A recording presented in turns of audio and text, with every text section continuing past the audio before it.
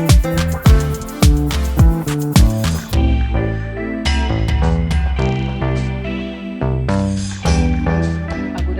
you all, and it's good to be back here. I hope that you have been well.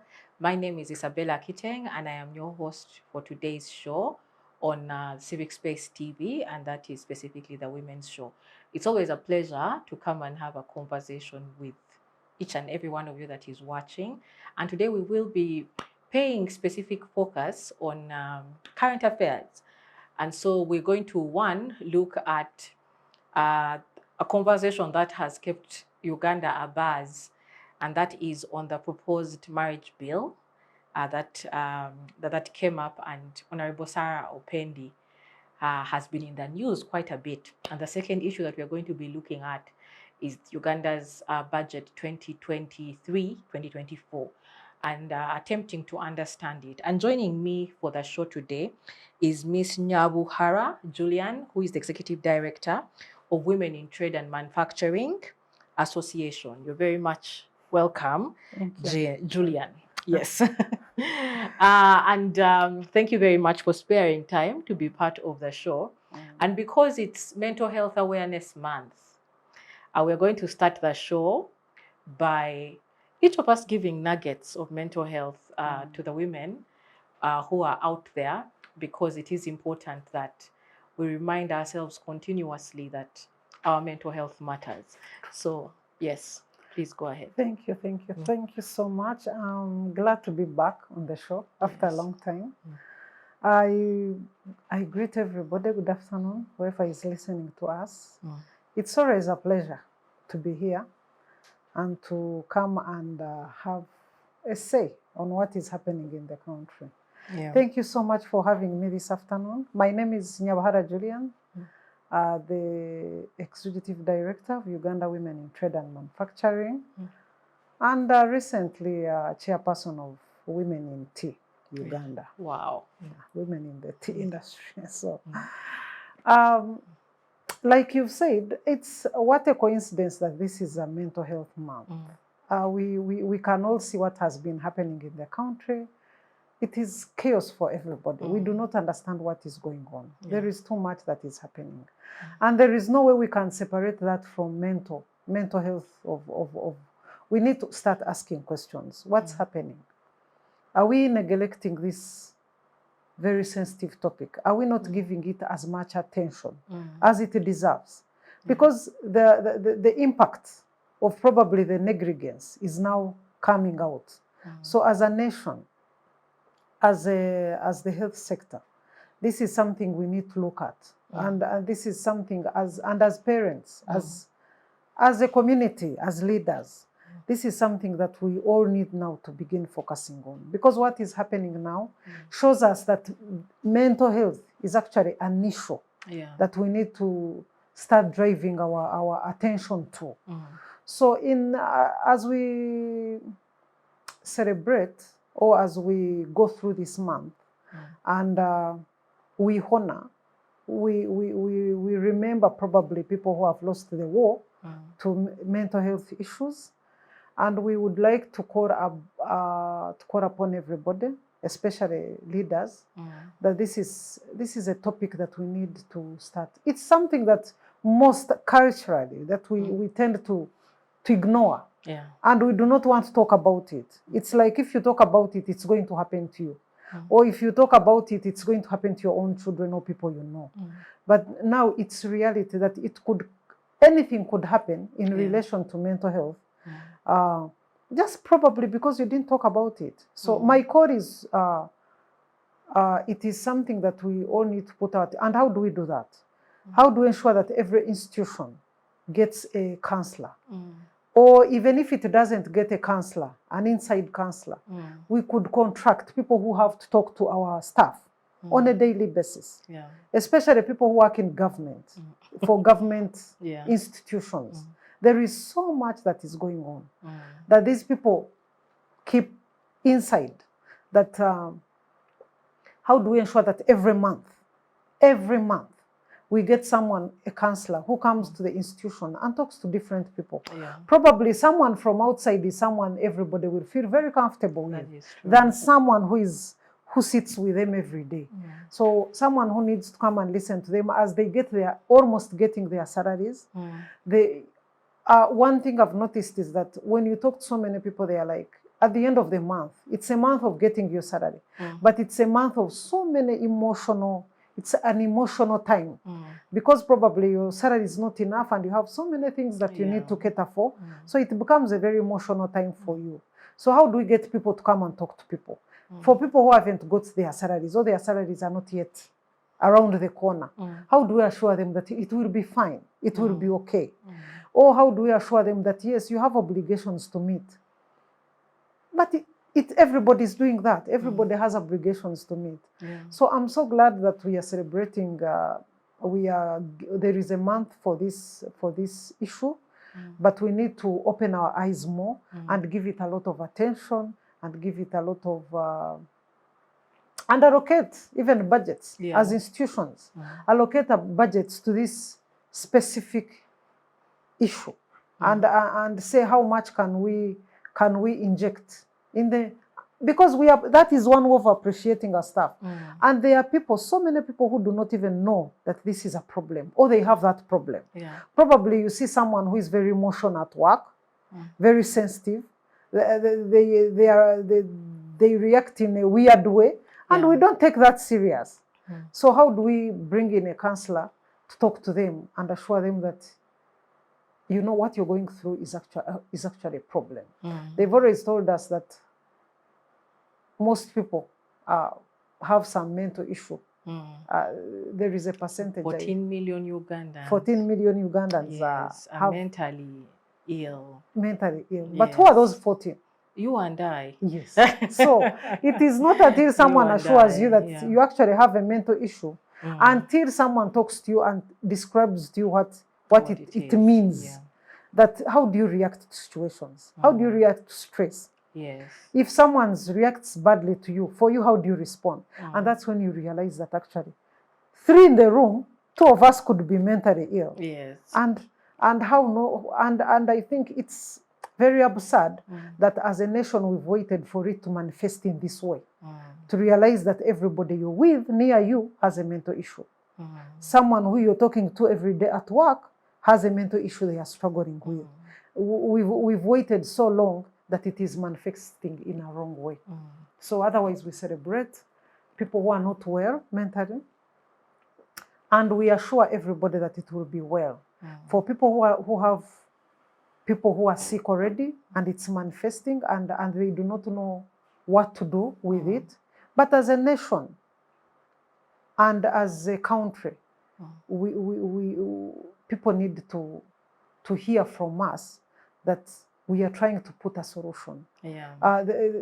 How many institutions, for example, how many institutions are there in this country that handle mental people? There are so few. There are few. We need at least in every region, there should be a mental institution. That where people know that they go, and how much is the cost anyway of handling these mental cases. So it is something that we need to now start opening up and talking about. We cannot dodge it anymore because it is coming back to our faces. With our children, with our own children, how do you take time to look at your children and say, how is my child? Are all my children fine? Or how do they react to situations? If you realize that there is a small problem, you can't ignore it. You can't keep saying, no, I think she's okay. We shall pray for her. Yes, even prayer is important. I'm not saying prayer is not important, but let's not wait for situations to get out of hand. Prayer is also important because it also counsels us and shows us that it will be fine. But we also need to get out and look for professional mental practitioners to talk to us and talk to our communities. Thank you. Thank you very much. And you talk. It's good that you ended at the point of children, families. How are you talking? And that takes us right into the conversation on the proposed marriage bill. Media has been awash with conversation on the marriage bill. About last year, Parliament granted the Honorable Sarah Opendi leave to go and work on this marriage bill. And one of the controversial clauses in there is around cohabitation. And in her words, she says, you cannot stay with someone's son or daughter for 10 years without a marriage license, you know. And I think the proposal is that if you stay together for 6 months, yeah, you qualify to be called married, and you qualify to have whatever it is you're doing licensed and recognized. So what is your take on that? Well, that's an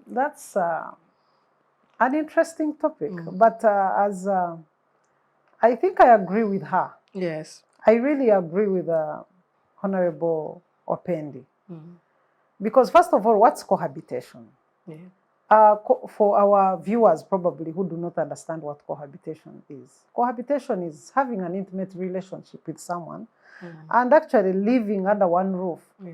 But then when you're not in any way married, even, okay, let's put it in simple words. If they haven't paid your bride price, or if they haven't met your parents and satisfied the requirements of the parents, that would, in short, if they pay your bride price, that would be traditional marriage. That qualifies for traditional marriage. But then if they haven't also done that, in other words, you're not traditionally married, and there is nothing that has been done. And then you're also not in any way officially married, in any other type of marriage. Yeah. So that's cohabitation. But then it's, the reason I say I agree with her is, I mean, you live with someone for 10 years, and then after 10 years, someone assures you that you're not married, and you have 3 children together, you have 4 children together. Where does it leave this woman? We have had, there is a common one, cohabitation. Then after maybe 2, 3, 10 years, and there is death of one of the partners interstate. They haven't left any will. Yeah. They haven't written anything down. And the family comes and says, we do not know this woman. And there is nothing, even on paper, to show that actually you've been married. And then you just walk away after 10 years with these children. So I think that's what she's trying to address. And as a nation, I don't think we should look at this as a simple matter. And as women, we need to walk behind Madam. And yet she has received quite a bit of backlash. If you look at, at the different sides, because there are different ways of living with someone. I'm going to give you an example. A husband could be married to you, but then lives with another woman in one or another. Then they become married also. So that means a law allows your husband to have another woman, to be officially married to another woman. So which wouldn't, of course, work well with most women. But then that is in case the other husband, your husband is traditionally married to you. You get it? I do get it. I do get, although in this case, Ria, I'm not sure how they would reconcile for example, the church marriage or the civil marriage and the traditional marriage. Because it's very clear that for these other marriages, the church marriages, those are not polygamous marriages. But what if this man, after marrying you and leaving you with a ring, goes and stays with another person for 6 months? That's an illegal marriage. In case it qualified to be a marriage, but within the, if we're to have a conversation, basically what we are hearing, of course, she has also told us to wait and not anticipate her bill. But here's the thing: yes, you're married in church, but you have been staying with me for 6 months. No, how do we qualify the 6 months? The law is clear. The law is very clear on that, and I don't think she's mixing up that.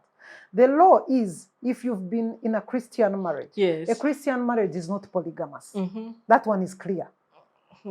Yeah. So, but I think what most women Yes. are very scared about, and because most of them maybe probably don't know what the law clearly says, but remember, almost 40% of our marriages are traditional marriages. Yes. Or even more than that. I'm not, but according to the UBO statistics, actually the last UBO statistics were saying that 60% of our marriages in this country are traditional marriages. That qualify for polygamy. So those qualify for polygamous relationships. Yeah. So that means if her law lives to pass, if a man leaves you and is staying in one, not even leaving you, but in one, if you can prove that he was with you for 6 months. No, a few days he's in your house, that means for 6 months he can qualify to make you another second wife. Yes. That's what the law. That's what her Opendi's law says. So I think that's why it has got a lot of backlash. A lot of backlash, yes. But then there's also the angle of, what if there are people who just want to stay together and are not interested in legalizing whatever it is they are having? Yes, that comes under the reasons why, if you try to make research about the reasons why most people prefer to cohabit now, is because some want to do it to stay single, keep the single status. Some want to do it because of personal reason, of probably income. They feel they are not ready to get into a serious commitment of marriage, but they want to still stay with someone. Yeah. Like I've said, cohabitation is all about wanting to stay with someone in an intimate relationship, but when actually you've not formalized your, or you've not committed it, like made a seal on it. Yes. So I think my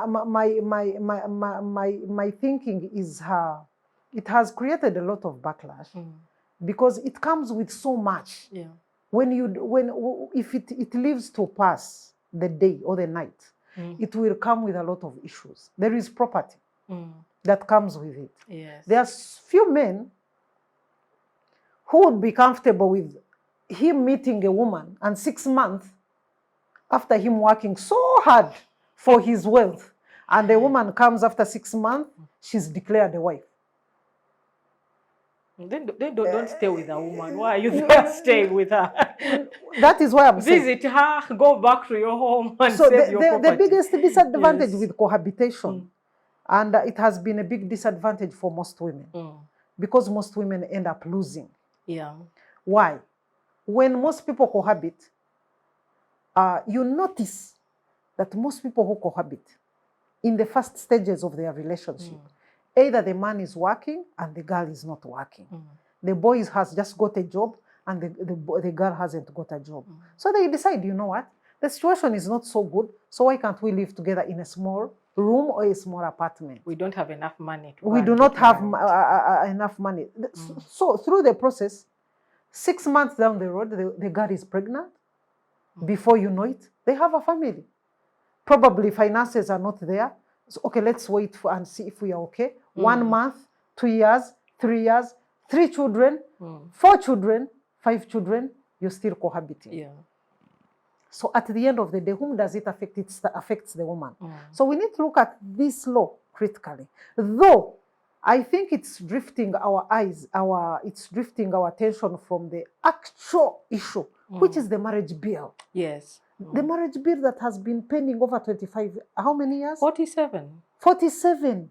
Wow, that's 47, interesting. 47 years on the shelf. And that was where I was going to come to you two and say that, yes, whereas we have all the legitimate reasons to push for the marriage bill, for 47 years, this bill has been on the shelf.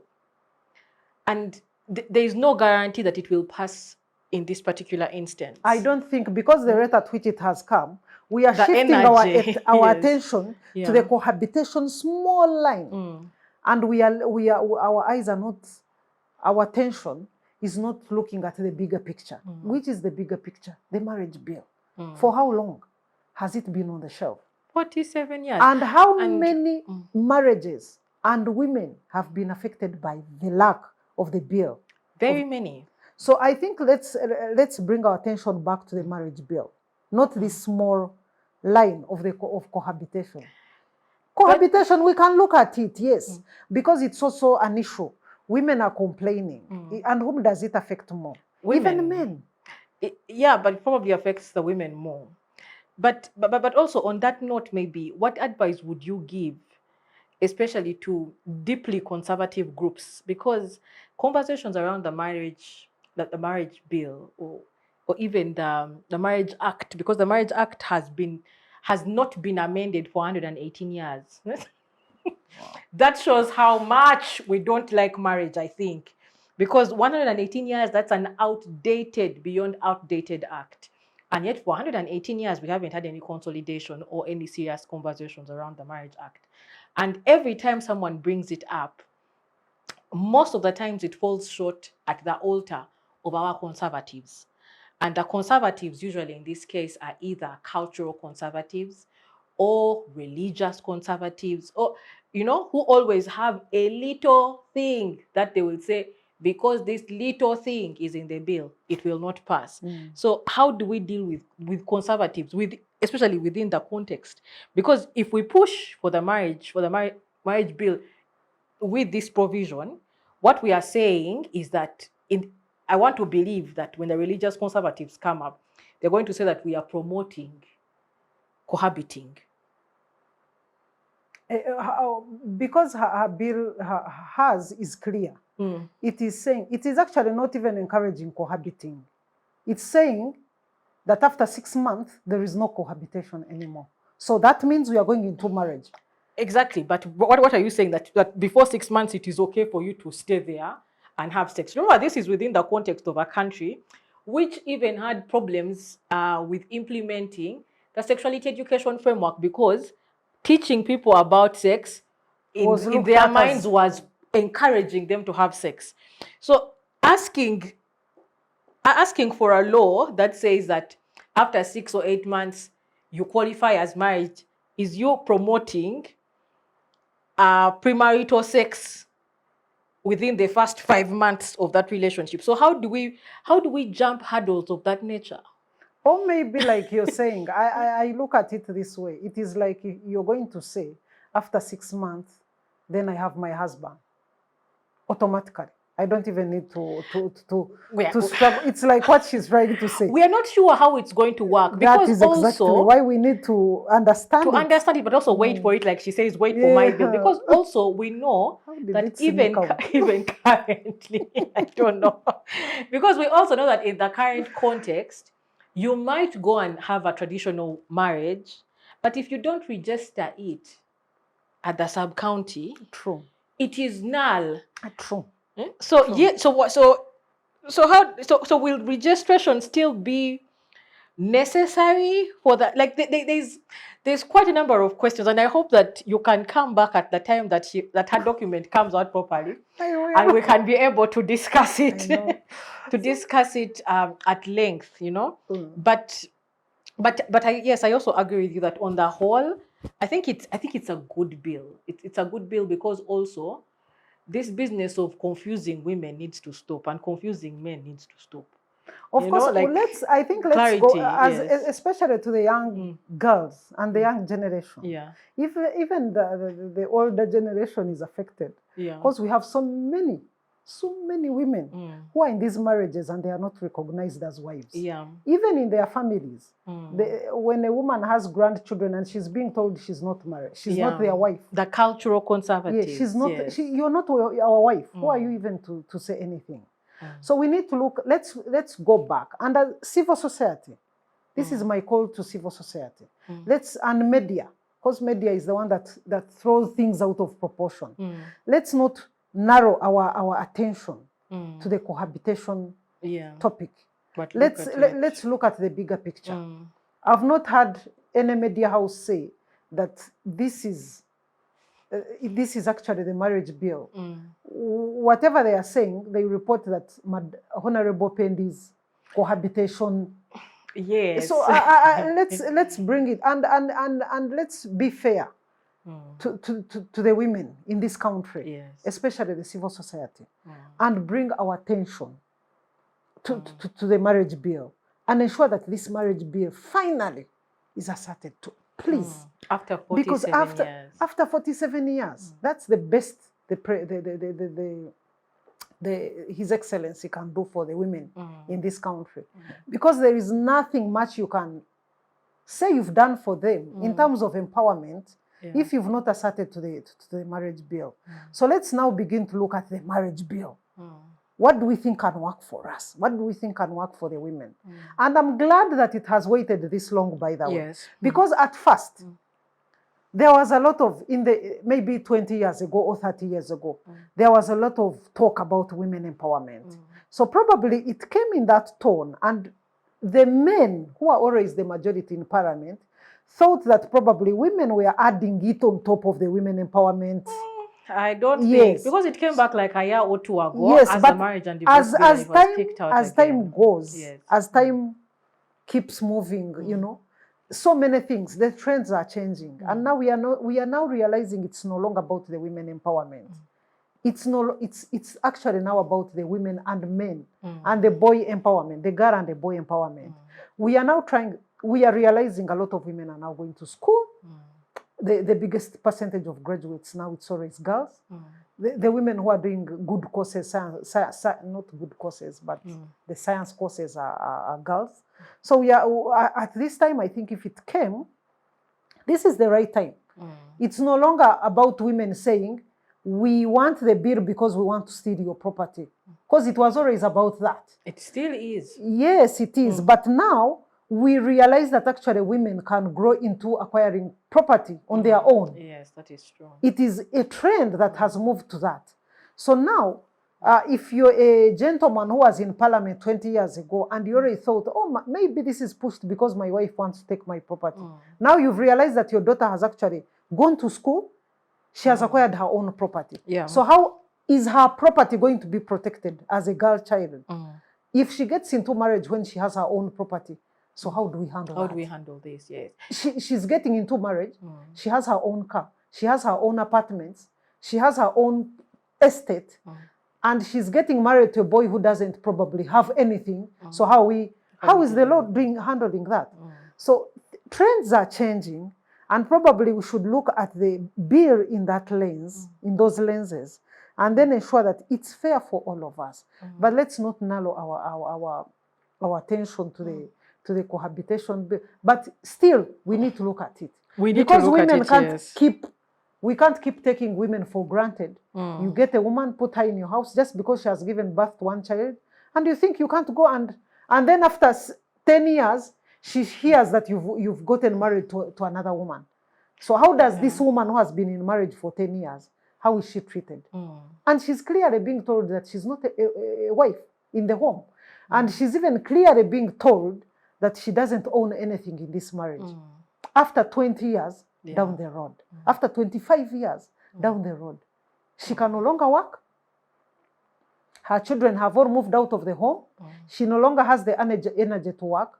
And you're telling her, if in case her husband passes, then she can easily be thrown out. Yes. And you've just actually reminded me, last week, I happened to interact with a group of women, and one of them was sharing her story.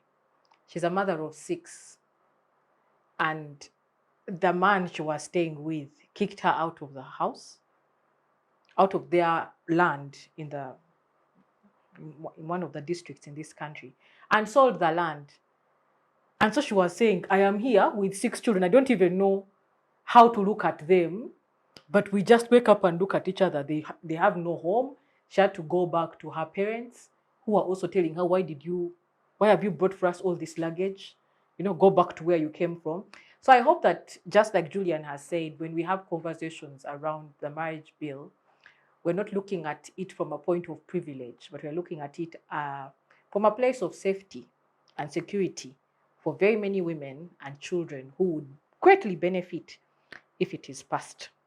But again, we wait to look at it, because I also know that Parliament has a way of carrying all manner of controversy into some of these documents. But also I was reading somewhere, and someone was saying, Honorable open these bills.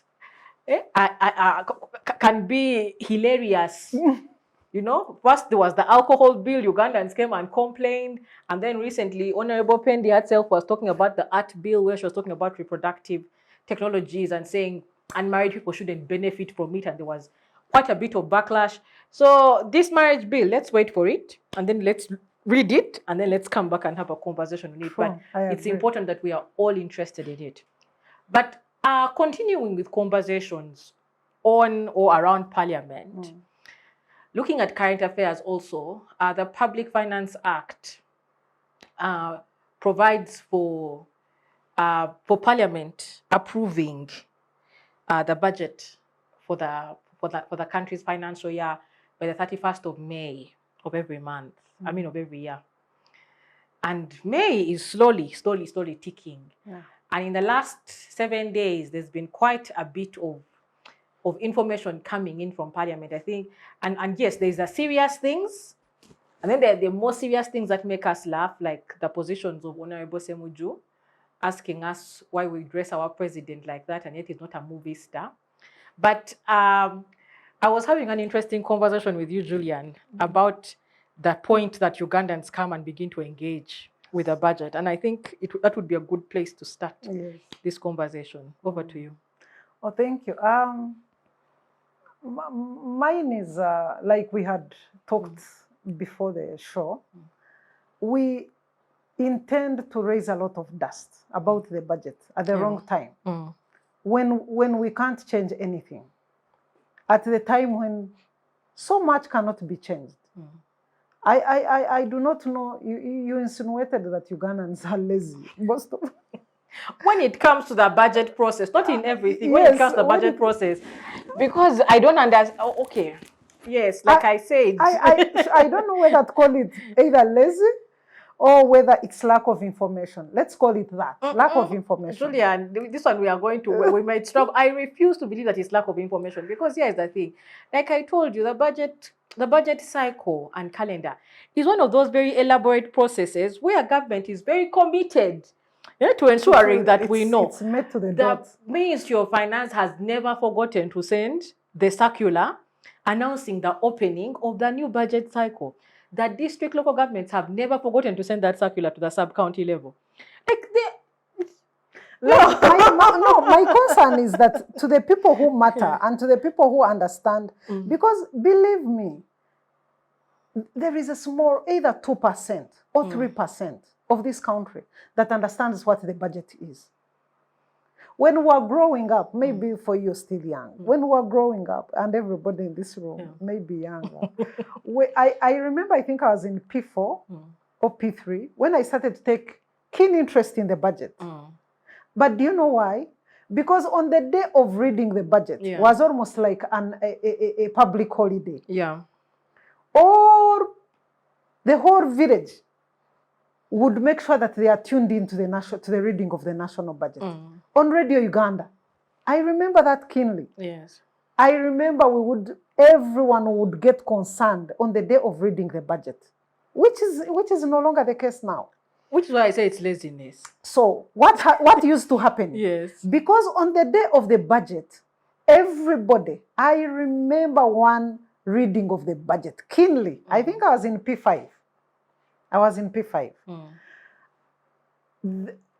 That's when we were expecting either a kilo of sugar to go down, because they would read the budget. The minister would read the budget so keenly that sugar has gone down by 5 shillings. Yes. No. Okay. Not 200. It was 5 200 at that time was like a million of money. So it would go down by either 1 shilling, 2 shillings, 3 shillings, you know. Yeah. So at that time we knew if a kilo was either 5 shillings, it's going down by it. And they were so particular on those basic commodities. Sugar, Rice, of course, rice at that time was not so a common commodity. Sugar, soap, sugar, paraffin. Paraffin. Yes. You know paraffin. Yes, I know paraffin. I hope you know it. Yes. So there was paraffin. Those were key. Then this matchbox. Yes. Then salt. Yeah. Those were key. Soap. Those were key national commodities that everybody wanted to know. And the most interesting part, the day they read the budget, the next day, they dropped. All shops were expected to sell at that price. So I think you could see that now you can see that as children, we also got interest in the budget at a young age. Yeah. Which is not the case now. Okay. I don't think even my children would know that today they are reading the budget. No, they would prefer watching cartoons or movies. But also there's no incentive for them to know, because when you come, you're watching people who are sleeping. Even the media houses have their attention on sleepers. So it's difficult. You're not inspired. Thank you. Even the next day when media houses are reporting on the budget, they're showing us pictures of who slept the most. You know, who dressed who? Yes, who dressed who, which is problematic. But that notwithstanding. Yes, but then, okay, yes. That was the background of how do we begin to dissect the budget? Or how do we begin to interest Ugandans into the budget? Yeah. Or what is in the budget? Because this should be a core and an interest for everybody, that we should all take responsibility on the nation's budget. We should actually, where we've reached now, we should keenly look at the budget of the 5 East African countries. Because today when they read the budget, I was looking at the budget, I think this year or last year, 2022, 2023. I'm looking at the paper framework the budget of the proposal of the budget of 2023, 2024. And it's talking about 94.98 trillion. That's the budget. I think it's the one they are going to read in June. The one of this year is standing at 52.7. 52. Yes, it's 10. Okay. We have a 10% increase from last year's budget, which stood at about 48. That's a very huge increase. 52.7 trillion for the next so budget. I was talking about trillion. The one of 2022, 2023. That was at 48. And then Kenya had theirs was 3.3 trillion. Tanzania was 41 trillion. So you can see, I'm not so keen about the Congolese, because I think at that time we I don't know whether we have the same financial year, because it's a francophone country. I do not know whether we have the same financial timetable like these other East African countries. That's something we need to look at. But then what we need to discuss now, at what time as a country do we look at the budget? Do we begin to take interest? Me and you, Julian. So when do we begin to look at the budget? Because I have noticed, sadly, is that after reading the budget, all media houses will be awash about the budget. Yes. But what can you do about the budget at that time? Even civil society. That's when they come in and start. I think the budget should have covered this. We think the budget should have covered this. What happened when the budget was being? In civil society's defense, because I am from civil society, I know that a lot of work has been done under the Civil Society Budget Advocacy Group, that is CSBAG. Yes. And CSBAG is very actively involved through the entire budget process, and it's a coalition, so it has a number of civil society organizations that come in with specific interest in certain items of the budget.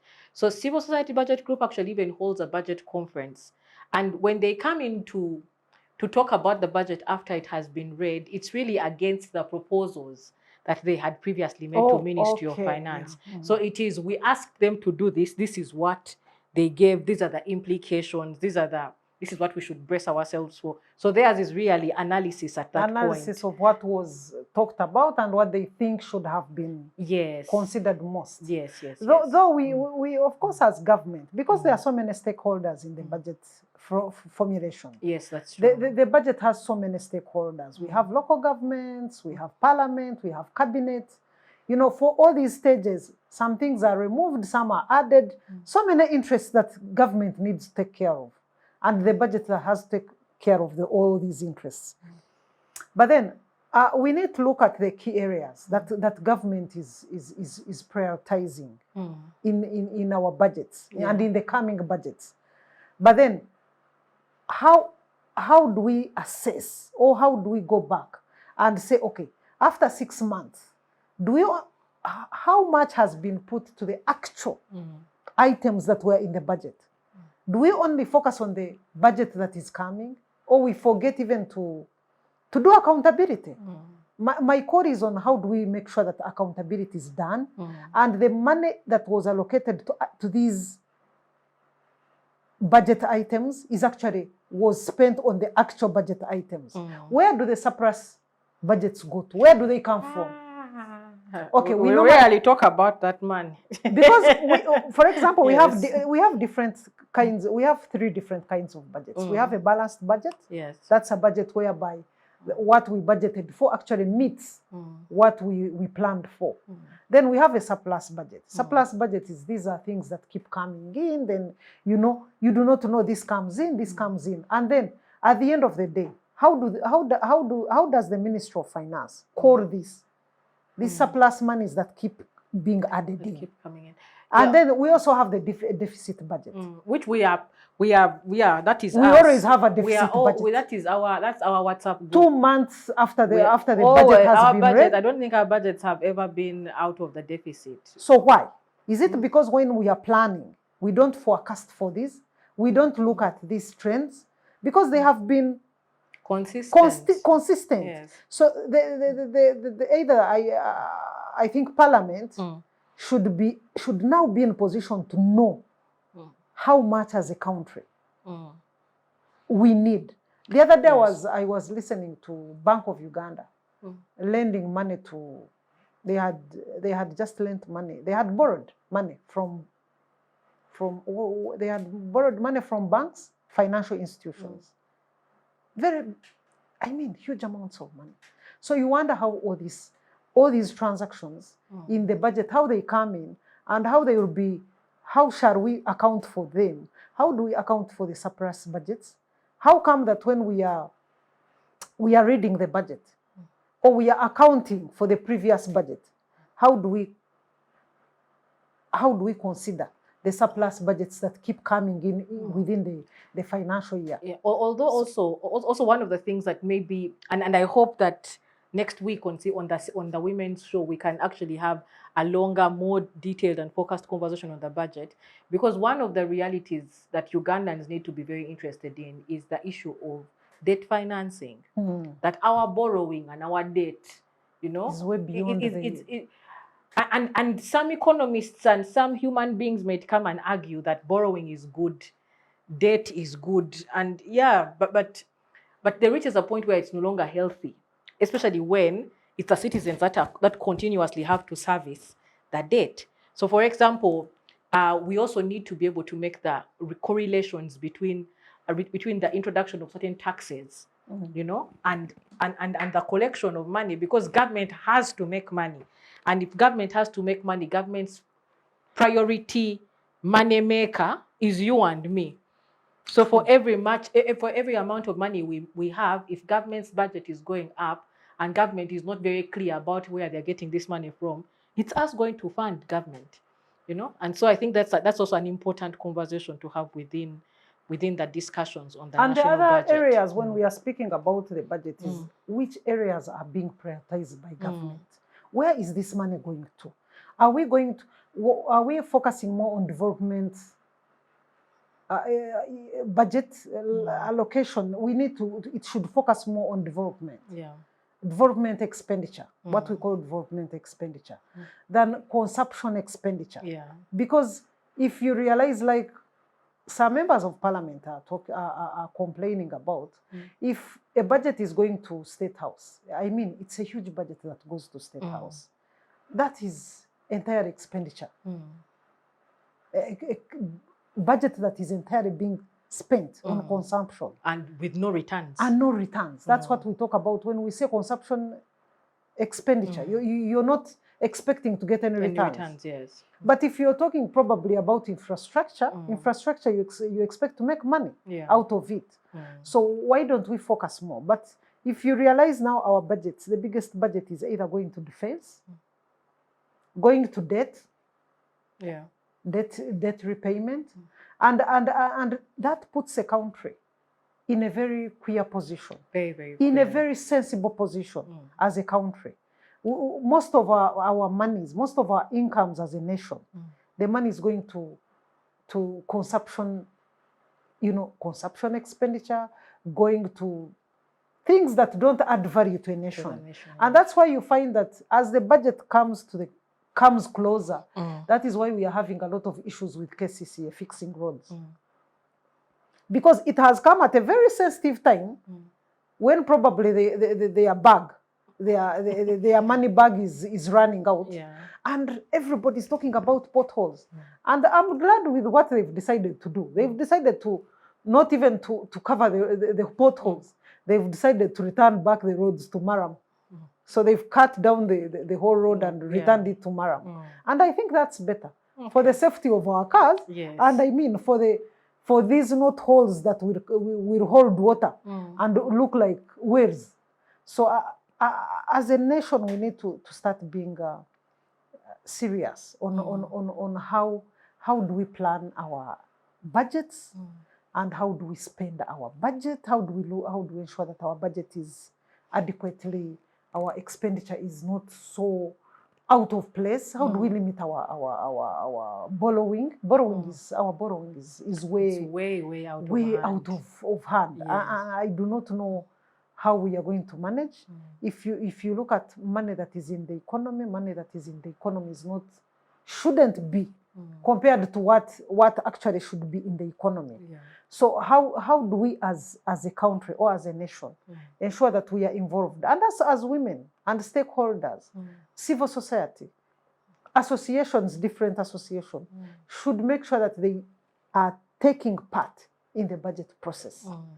Such that most of the essential things, it's us to raise.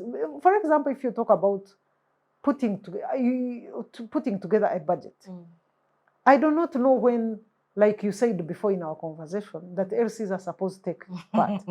I'm going to ask my LC cycle. Yes, I'm going to ask my LC chairman when he last took part in some of these meetings to do with the budget. He's actually supposed to call for that meeting. That is why I want to take, a deliberate move to inquire from him when he last sat or called for this meeting. Such that when we are talking from here where we are talking from, then we know we have a representative who is actually raising our voice in the budget.